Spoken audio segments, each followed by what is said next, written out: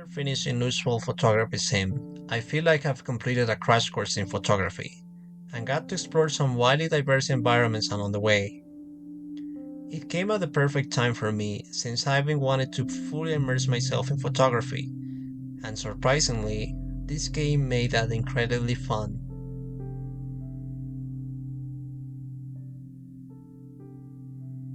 Before diving deeper, a quick heads up. If you want to experience some of the late game stages for yourself, there are minor spoilers ahead. The game's first impression is stunning. You're greeted by a breathtaking view of a tall, majestic mountain, and honestly, that alone convinced me this could be something special. It hit me personally too, because it resembled some of my favorite landscapes from my country. From that beautiful introduction, the game slowly reveals its full potential. You unlock different cameras, including a drone that helps you reach otherwise inaccessible spots.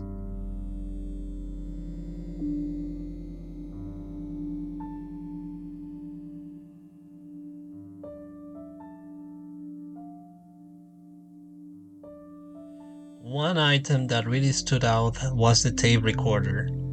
It lets you replicate the nostalgic vibe of the 90s and early 2000s, and the game nails it. Each level features a unique item that helps exploration. My favorite was the bicycle. It was a blast speeding down hills and sometimes getting flung into the air. On quieter levels, things like the boat or the kite added their own charm.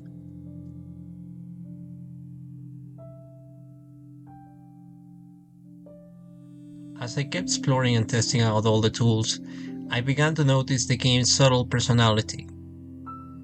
Each level has its own quiet, peaceful atmosphere, places that invite you to slow down. But that peacefulness can shift very quickly with changes in weather or time of day. The ambience transforms, at times even feeling slightly eerie. The game is great at using light and weather to build mood.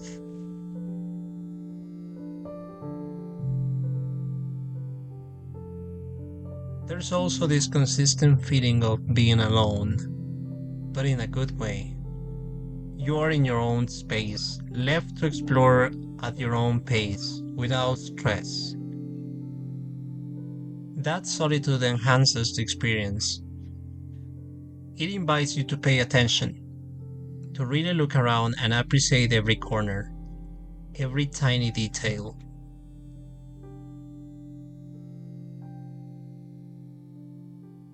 The environments are widely different from one another, giving you plenty of room to experiment. In each level, you're tasked with completing a set of photo objectives. As you explore, you'll find opportunities to capture natural landscapes, wildlife, and more, sometimes requiring quick reflexes to get the perfect shot. At times, it reminded me of Pokemon Snap, especially when trying to capture elusive animals. It had that same thrill of spotting something rare just in time. Most levels are easy to get familiar with, but a few are truly massive and more demanding. Rough weather and nighttime conditions can make it tough to navigate. In those cases, the GPS becomes essential. After you've discovered enough key spots, you can teleport directly to those photo locations with your previous camera settings. Perfect for retaking shots or capturing different conditions. That said, not everything was smooth. At a certain point, I began seeing weirdly low res or melting models in the environment, which sometimes made for unintentionally hilarious photos. I'm not sure if it was my PC specs or something in the game, but some levels had more of this issue than others. There were also moments where I felt like I could get soft lock out of progress. That made me cautious. I got into the habit of completing photo boards before quitting the game, just to be safe.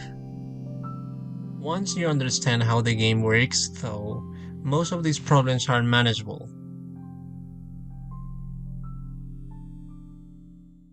Loose foil photography sim will be my go-to game whenever I want to unwind and rediscover its beauty.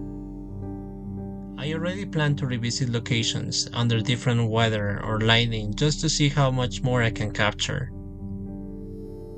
The extras and menu adds even more replay value, giving you additional control over environments and adding fun new modes.